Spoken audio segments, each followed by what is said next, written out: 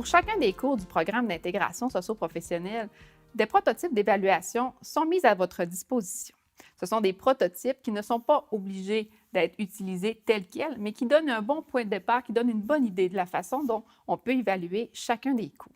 Ce que va permettre l'évaluation, c'est bien sûr de cibler les difficultés de l'élève au fil de sa formation pour bien l'accompagner selon les besoins qu'on va déterminer. Ça va permettre également de suivre la progression de l'élève et pouvoir s'adapter. Aussi, l'évaluation va permettre d'uniformiser l'enseignement des différents cours, soit en classe ou même le suivi en milieu de travail. L'ensemble de l'épreuve va permettre de porter un jugement sur les différents critères d'évaluation qui sont établis par le programme d'études en intégration socio-professionnelle. Donc, l'évaluation peut être faite sous forme d'aide à l'apprentissage pour voir la progression de l'élève, mais aussi également doit mener à un jugement final sur les compétences qui ont été vues au fil de la formation. Les différents instruments d'évaluation qui sont disponibles sont les domaines de définition d'examen, les consignes d'administration, ou les cahiers de l'adulte selon les cours et les prototypes établis, et également le guide de correction et d'évaluation. Le domaine de définition d'évaluation va, lui, établir ce qui doit être évalué parmi les différents éléments prescrits. Notons ici que les éléments prescrits par le programme sont la classe de situation, les catégories d'action, les compétences polyvalentes et également les savoirs essentiels. Donc, c'est dans le domaine de définition d'évaluation, donc la DDE, que les éléments qui doivent être considérés lors de l'évaluation vont être établis. Donc, c'est vraiment votre guide pour élaborer vos évaluations.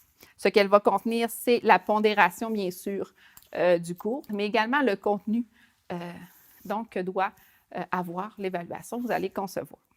Pour ce qui est des consignes d'administration, c'est un guide qui va accompagner les différents intervenants pour mieux faire administrer l'évaluation. Donc, on va préciser ce qui doit se faire avant, quelle préparation qu'il y a à avoir, le pendant, comment doit se dérouler, le temps qui lui est accordé, les outils qui sont nécessaires. Également, le après, qu'est-ce que je dois conserver en tant qu'enseignant, qu'est-ce que l'élève doit apporter.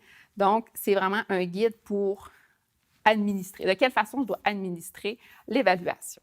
Chaque cahier de l'adulte est établi de la même façon. Donc, on commence toujours par une mise en situation pour contextualiser l'évaluation que l'élève s'apprête à vivre.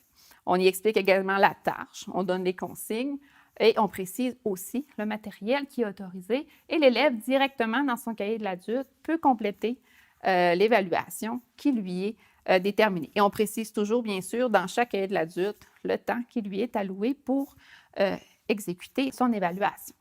Pour ce qui est du guide de correction et d'évaluation, il permet de guider la correction.